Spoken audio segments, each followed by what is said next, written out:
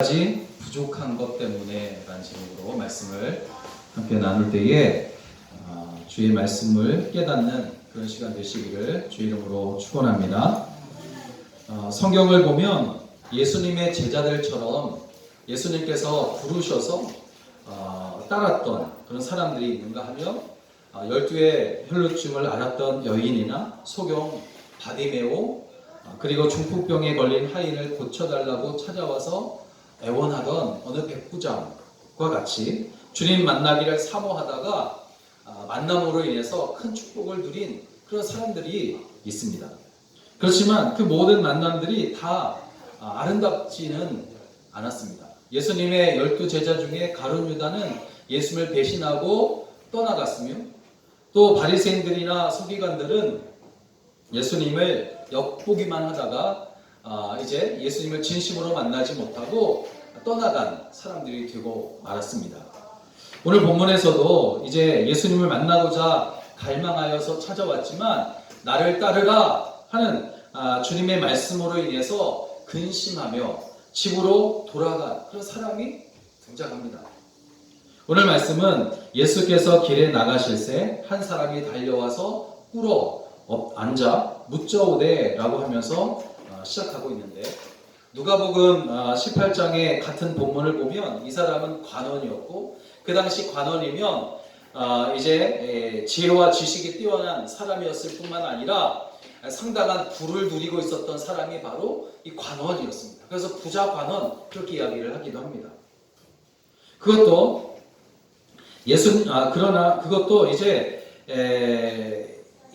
예수님과의 대화를 통해서 우리가 추측해 보면 그는 하나님을 경외하며 또 정직하고 성실하게 이제 부자가 된 사람이었다는 것을 알 수가 있어요.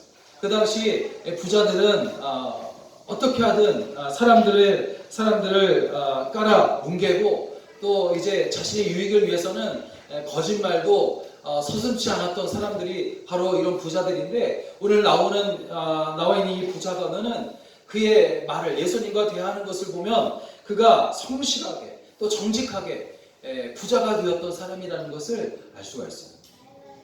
그러면 첫째, 예수님을 찾아와 꿇어 앉아 질문하던 이 사람은 어떤 사람이었는가 하는 것입니다. 그는 먼저 겸손했어요. 예수님께서 길에 나가실새 한 사람이 달려와서 꿇어 앉아 묻자오되 한 것을 보면 알 수가 있습니다. 여러분, 우리가 참 어려운 것이 있다면 겸손해지는 것인데, 그것도 부와 권세를 가지고 있었던 관원이요, 또 모두가 부러워하는 부자라면 더욱 그렇습니다. 겸손해지기가 더욱 어렵단 말이에요. 그런데 이 사람은 사람들이 다니는 길에서 예수님께 달려와 무릎을 꿇는 겁니다. 그렇게 한 것이 사람들에게 보이기 위해서 의도한 것인지는 모르지만, 일단 관원으로서 예수님께 무릎을 꿇었다는 것은 그가 겸손한 사람이었다라는 것을 알 수 있어요. 그리고 둘째, 그는 영원한 것을 사모할 줄 아는 사람이었는데, 선한 선생님이여 내가 무엇을 해야 영생을 얻을 수 있겠습니까? 라고 하는 그 질문을 통해서 그가 영원한 것을 사모하는 사람이었다는 것을 알 수가 있습니다. 또 있어요. 이 사람은 하나님의 말씀을 잘 지켰습니다. 스스로 그가 그렇게 말합니다. 예수님께서 내가 계명을 지켜라 라고 하시니까 내가 이것을 어렸을 때부터 다 지켰습니다 라고 대답합니다. 여러분, 대부분의 사람들은 배려나 책임감 같은 것이 아직 만들어지지 않은 어린이 때에는 어리니까 하면서 이해를 해줍니다. 어릴 때는 개구장이 짓동하고 나쁘고 또 해로운 것이라도 그것을 분별하지 못해서 일단 하고 보는, 따라하는 때가 바로 어린이 때란 말이에요. 그런데 이 사람은 놀랍게도 어렸을 때부터 경건했습니다. 바로 이러한 사람이 예수님을 만나고자 하는 갈망하는 마음으로 예수님을 찾아와서 그 앞에 무릎을 꿇습니다.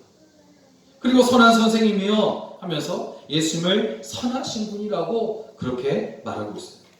당시 바리새인들이나 서기관들을 비롯해서 힘을 가진 사람들에게 예수는 시기와 질투의 대상이었습니다. 세상 권세를 가지고 있는 사람들은 예수님을 멸시했을 뿐만 아니라 또 평소에는 권력 싸움을 하며 원수같이 지내던 사람이 예수님을 잡으려고 하는 데에는 마음을 같이 했던 그런 사람들이에요. 사내들인 공의의 멤버였던 니고데모는 예수님을 만나고는 싶지만 사람들의 눈이 무서워서 밤중에 몰래 예수님을 찾아갔어요. 그리고 아리마대 요셉은 예수님이 십자가에 못 박혀 죽으신 후에 갑자기 등장하고 또 장례가 되어서야 그의 얼굴을 잠깐 비추는 정도입니다. 아리마대 요셉과 같은 사람도 그래요. 그런데 이 사람은 어떤 사람이냐? 대낮에 길에서 많은 사람들이 보는 가운데 예수를 선한 선생님이여 라고 하면서 그 앞에 무릎을 꿇어요. 여러분, 여기까지 보면 하면 정말 완벽한 사람입니다. 오늘날 신앙생활을 참 열심히 하는 그런 사람들의 모습인 것 같아요. 훌륭한 신앙인으로 누구에게도 당당하며 무엇이든지 못할 것이 없는 그런 사람인 것처럼 보입니다. 어떤 유혹에도 흔들리지 않을 것 같은 그런 신실한 그리스도인 같아요. 그러나 여러분, 우리도 그동안 이 사람처럼 겸손하고 정직하게 주님을 높이며 또 말씀을 사모하는 그런 사모하는 삶을 살아왔습니다. 누가 보더라도 하늘의 영원한 것을 사모하는 신실한 그리스도인 같아 보입니다. 그야말로 어떤 어려움에도 흔들리지 아니하고 어떤 유혹에도 미혹되지 않게 하시는 그런 선하신 주님을 의지하며 그동안 살아왔습니다. 그런데 지금은 어떻습니까? 도대체 이제 이렇게 살아온 그에게 예수님은 어떻게 말씀하고 있는지 살펴봅니다. 예수님을 선하다고 하는 이 사람에게 주님은 두 가지 말씀을 하시는데, 첫째는 내가 어찌하여 나를 선하다 하는가? 하나님 한 분 외에는 선한 이가 없다. 이 말은 무슨 말이냐면 진정으로 선하신 분은 하나님 한 분이시다. 너는 지금 너의 살아온 삶이 선한 것이었었다고, 또 부끄러운 일을 하나도 하지 않았다는 것을 지금 나에게 자랑하고 싶구나. 그리고 인정받고 싶어 하는구나. 그러나 내가 아무리 선한 삶을 살아왔다고 자랑하며 내게 인정받고 싶겠지만, 그러나 이 세상에 선한 사람은 하나도 없다. 하나님 한 분만 온전히 선하시다. 내가 그것을 알아야만 한다. 그렇게 말씀하세요. 그러니까 지금 부자간원이 예수님을 향하여 선한 선생님이라고 한 것은 모두가 선하다고 보는 예수님만이 성실하게 또 정직하게 지금까지 잘 살아온 나를 선하다고 인정해 줄 자격이 있는 유일한 분이다 라고 생각했기 때문이에요. 다시 말하면 이 사람은 지금 선하신 예수님께 칭찬을 듣고 싶은 것입니다. 그런데 칭찬을 듣고 싶어하는 사람에게 주님은 두 번째 질문을 하십니다. 내가 계명을 지켰느냐? 살인하지 말라, 간음하지 말라, 도둑질하지 말라, 거짓 증거하지 말라, 속여 취하지 말라, 내 부모를 공경하라. 마태복음에는 같은 본문에서 내 이웃을 내 몸과 같이 사랑하라 하는 이 계명까지 너가 지켜라. 그렇게 말씀하세요. 그때 이 사람이 이것은 내가 어려서부터 다 지켰나이다 말합니다. 얼마나 귀하냐 이 말이죠. 예수님도 이 사람이 하나님의 말씀에 그동안 잘 순종하면서 노력하면서 정직하게 성실하게 그렇게 살아온 것을 보시고 너무나 기쁘셨어요. 그래서 21절에 보니까 예수께서 그를 보시고 사랑하사라고 말씀하세요. 그를 사랑하십니다. 여러분, 주님은 우리를 사랑하십니다. 지금까지 믿음을 지키며 살아온 우리를 기뻐하시고 사랑하십니다. 말씀에 순종하며 살아온 우리를 칭찬하세요. 마태복음 5장 43절에 또 내 이웃을 사랑하고 내 원수를 미워하라 하였다는 것을 너희가 들었으나 나는 너희에게 이르노니 너희 원수를 사랑하고 너희를 박해하는 자를 위하여 기도하라 하시며 원수까지도 사랑하라고 하시는 주님께서 하물며 우리를 사랑하지 않을 리가 없으시단 말이에요. 그것도 오늘 예배드리는 것을 기뻐하며 말씀에 순종하며 선한 삶을 살고자 하는 그런 열심과 애씀과 그런 노력이 있는 사람은 하나님 더욱 사랑하지 않으실 리가 없단 말이에요. 그러나 마지막으로 주님은 한 가지 부족한 것을 말씀하세요. 지금까지 열심히로 살아오고 정직하게 성실하게 하나님의 말씀에 순종하며 살아오고 그렇게 애쓰며 노력해온 그 사람을 칭찬하시고 사랑하시는데 그런데 오늘 말씀을 보니까 주님은 한 가지 부족한 것에 대해서 말씀하고 있단 말이죠. 21절을 보니까 예수님은 내게 오히려 한 가지 부족한 것이 있으니 가서 내게 있는 것을 다 팔아 가난한 자들을 주라. 그리하면 하늘에서 보화가 내게 있으리라. 그리고 와서 나를 따르라. 재산을 팔아서 가난한 사람에게 나눠 주어라. 그것이 하늘의 보화를 쌓는 길이다. 어떻게 영생을 얻을 수 있느냐? 내가 나에게 물었느냐? 하나님과 함께하는 삶을 누리기를 내가 원하느냐? 그렇다면 너의 보화는 하늘로 지금 당장 옮겨져야 한다. 그리고 나서 나를 따라와야 한다. 라고 말씀하십니다.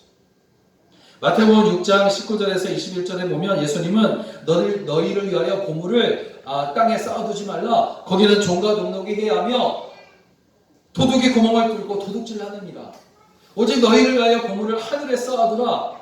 거기는 종과 좀이나 동록이 해하지 못하고 도둑이 구멍을 뚫지도 못하고 도둑질도 못하느니라. 내 보물이 있는 그곳에는 내 마음도 있느니라.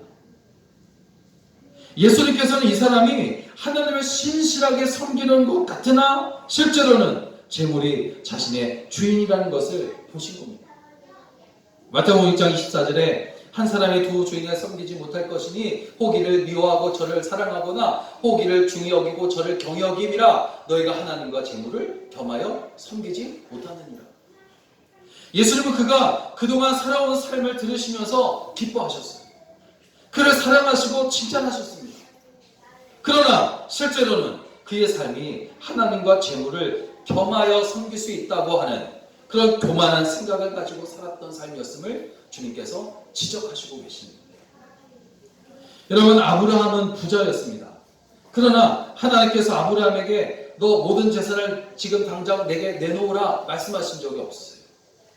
다윗 왕도 부자였습니다. 그렇지만 하나님께서 다윗아 내 모든 재물을 내게 가져와라 말씀하신 적이 없어요. 욥도 마찬가지고 이삭도 마찬가지입니다. 다 부자였어요. 하나님께서는 부는 참된 기독교인에게는 전혀 어울리지 않으니 부하지 말라, 부자가 되지 말라 그렇게 말씀하지 않았어요. 참된 신앙인은 언제나 부를 포기해야 한다고 말씀하신 적이 없으십니다. 아브라함은 재물을 내놓으라고 하면 당장이라도 아마 재물을 다 내놓았을 것이고, 아브라함이 정말 아끼는 것, 도저히 내놓을 수 없는 것이 이삭이었는데 그렇지만 이삭까지 내놓은 것을 보면 알 수 있습니다. 세지양 삭개오는 어떻습니까? 예수님께서 재산을 다 정리해야만 한다고 강요하지 않으셨어요. 자신을 만나주시고 너도 믿음의 조상 아브라함의 자손이다 라고 하셨을 때 그 말씀은 믿음으로 내가 구원을 받았다 하는 그런 말씀입니다.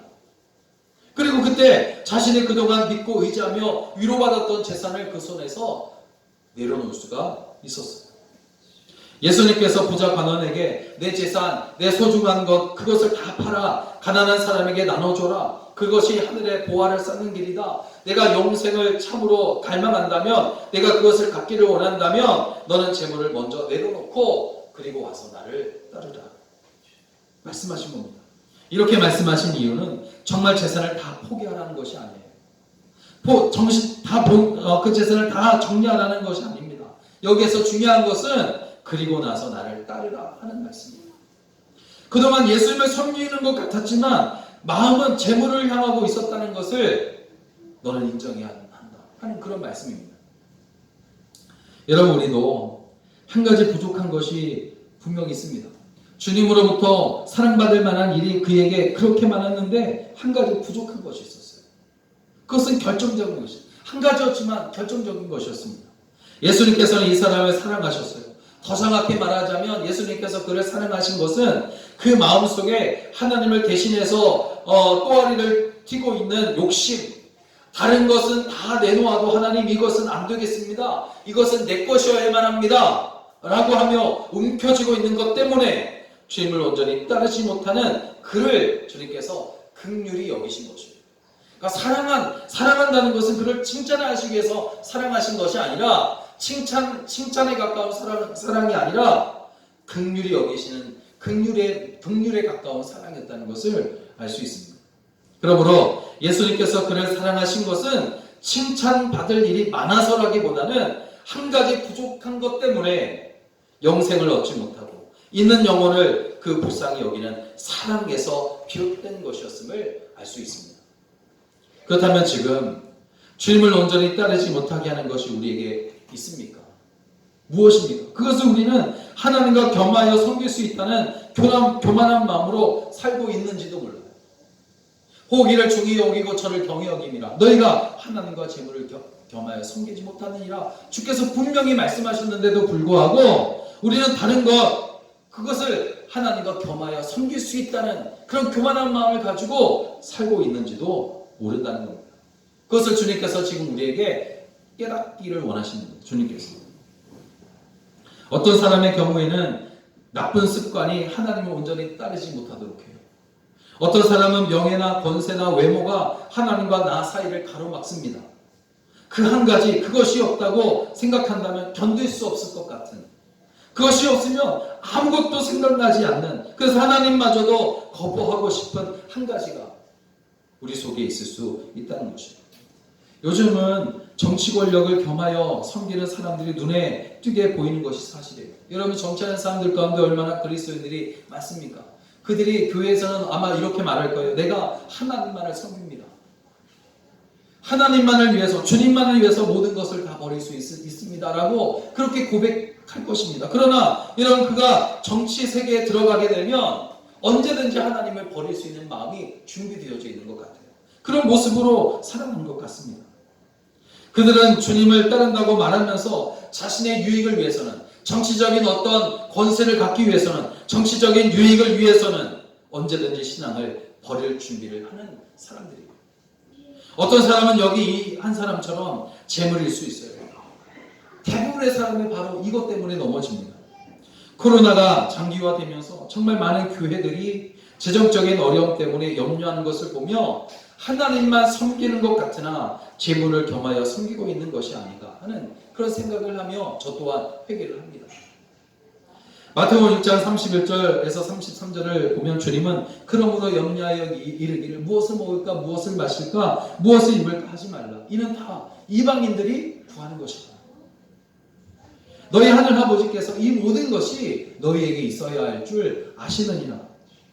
그런즉 먼저 너희는 먼저 그의 나라와 그의 의를 구하라. 그리하면 이 모든 것을 더하여 주시리라.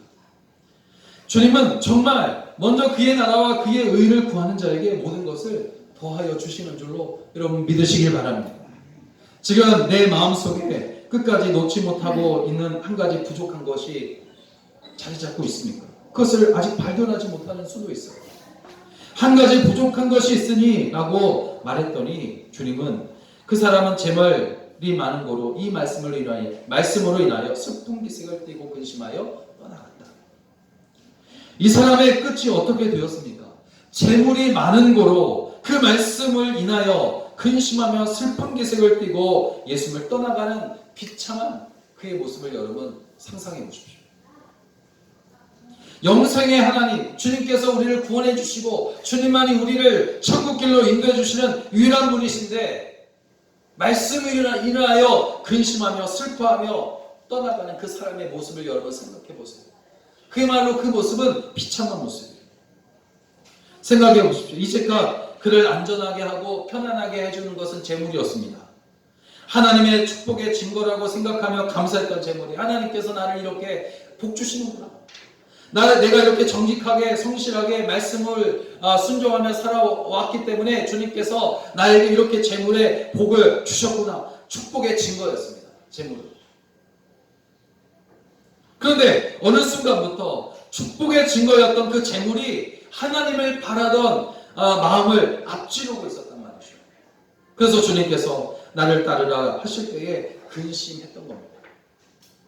예수님께 무릎을 꿇고 선한 선생님이여 내가 무엇을 해야 영생을 얻을 수 있겠습니까? 질문한 것은 자기가 그동안 행했던 선한 일들로 영생을 얻을 수 있다고 생각했기 때문이에요. 자기가 행한 그 착한 행실을 통해서 그가 구원을 받을 수 있다고 믿었기 때문이에요. 그것을 주님 인정해달라고, 선한 선생님 이것을 인정해달라고, 그것을 증거해달라고, 증명해달라고 그렇게 말하는 것이었어요. 예수님도 그가 선하게 산 것을 들으시고 그를 사랑하셨어요. 그러나 사랑하셨지만 구원받았다고 말씀은 하지 않으셨어요. 그것이 영생을 주는 것이라고 하지 않으십니다. 결국 예수님을 따르는 것이 영생하는 것이라는 말씀에 그는 근심하며 주님을 떠나갑니다. 그는 지금 자기 손에 쥐고 있는 것을 도저히 놓아버릴 수 없어서 근심하고 슬픈 기색을 띠면서 돌아가는 겁니다. 아마 이런 생각을 하며 그는 돌아갔을 거예요. 이렇게 돌아가면 안 되는데, 나는 정말 영생을 얻고 싶은데, 나는 정말 너무 소중한 것을 잃는구나. 이것을 놓치면 내 생애가 영원히 고통스러울 텐데, 지옥에 떨어지고 말 텐데, 하지만 난 재물을 도저히 놓을 수가 없어. 손이 비어있어야 그 손으로 영원한 것을 받는단 말이죠. 이미 붙잡고 있는 것을 놓을 수가 없기 때문에, 그래서 주님이 약속한 하늘 보아도 영생도 받지 못한 채 비참하게 돌아가는 이 모습에, 이 사람의 뒷모습을 여러분 상상해 보세요. 한 가지 부족한 것이 바로 한 가지 버릴 수 없는 것이며, 바로 그것이 모든 것, 하나님도 영원한 삶도 다 포기하도록 하는 것임을 우리는 깨달아야 합니다. 오늘 우리는 하나님께 예배를 드리려고 교회에 나왔어요. 우리에게 선한 것을 향한 갈망함이 있다는 증거입니다. 하나님 나라에 대한 사모함도 있어요. 그러나 예배가 끝나고 나면 근심하며 떠난 사람도 있을지 모릅니다. 어떤 사람은 주께서 지금 내게 명령하신 명령 앞에 순종하겠습니다. 주님과 나 사이에 가로막고 있었던 그 모든 것들을 내 앞에서 다 치워버리겠습니다. 주님과 나 사이에 늘 문제가 돼서 주님의 마음을 아프게 하고 주님 앞에 정말 설 때마다 나를 부끄럽게 만드는 이것 끊어버리겠습니다. 그리고 주님을 내가 따릅니다. 정말 소중한 것은 지금 내 손에 있는 것이 아닌 것을 알았으니 그것은 축복이 아니라 나의 우상이었습니다 하며 정말 깨달음과 결심을 하는 사람도 있을 거예요. 여러분은 어떤 마음으로 지금 예배를 드리고 있습니까? 여러분, 우리가 신앙생활을 정말 잘 할 수 있어요. 지금까지 잘 해왔습니다. 그런데 한 가지 부족한 것 때문에 전체를 잃을 수 있다는 것을 우리는 반드시 알아야 합니다. 그렇다면 그 한 가지 부족한 것이 나에게 무엇이 있을까? 주께서 말씀하시기를, 예수께서 그를 보시고 사랑하사 이르시되 내게 아직도 한 가지 부족한 것이 있으니 가서 내게 있는 것을 다 팔아 가난한 자들에게 주라. 그리하면 하늘에서 보화가 내게 있으리라. 그리고 와서 나를 따르라. 내 모든 것을 다 팔아 가난한 사람에게 나눠주고 너는 거지가 되라가 아닙니다. 그리하면 하늘에서 보화가 내게 있으리라고 말씀하십니다. 또 그리고 와서 나를 따르라고 하십니다. 이 사람에게 주어진 기회는 작은 것이 아니었어요. 지금 손에 쥐고 있는 재물 때문에 하늘의 보화와 제자의 자리를 스스로 그는 걷어차 버리고 있는 겁니다. 그는 한 가지 부족한 것, 즉 한 가지 버릴 수 없었던 것 때문에 예수님의 제가 되는 복을 놓쳐버리는 어리석은 사람이 되고 말았습니다. 사랑하는 여러분, 말씀을 듣고 감동을 받았다고 좋은 그리스도인이 되는 것은 아닙니다. 주님의 말씀 앞에 우리는 온전히 순종하며 그 뒤를 따라가야 합니다. 열매를 맺는 삶이 되어져야 합니다. 이 사람은 말씀을 듣고 마음에 감동이 있었어요. 그리고 그의 삶에 살아온 그 삶의 그 모습을 통해서 하나님 주님께 칭찬받기도 했어요. 말씀이 그에게 아무것도 아닌 것이 아니었습니다. 그러나 결론이 어떻게 됩니까?